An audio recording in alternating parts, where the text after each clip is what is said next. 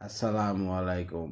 ফাজাইলে সাদাকাত হইতে পড়া হইতেছে। ইমাম গাজ্জালী রহমতুল্লাহ লিখিয়াছেন, একজন অগ্নিপূজক হযরত ইব্রাহিম আলাইহিস সালামের খেদমতে হাজির হইয়া তার মেহমান হইতে চাইল। তিনি বলিলেন, তুমি যদি মুসলমান হইয়া যাও তবে আমি তোমাকে মেহমান হিসাবে গ্রহণ করিব। উহা শুনে অগ্নিপূজক চলিয়া গেল।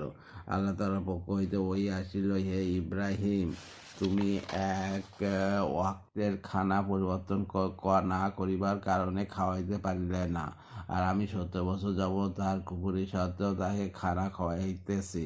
একবেলা খানা খাওয়াইয়া দিলে কি ক্ষতি ছিল?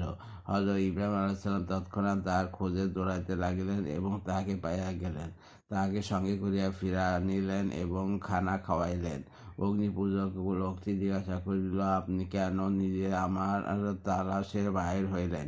হযরত ইব্রাহিম আলাইহিস সালাম ওহীর ঘটনা শুনাইলেন। শুনিয়া অগ্নিপূজক বলিতে লাগিল, আমার সহিত তার এই আচরণ, তা হইলে আপনি আমাকে ইসলাম শিক্ষা দিন। এই বলিয়া সে তখনই মুসলমান হইয়া গেল।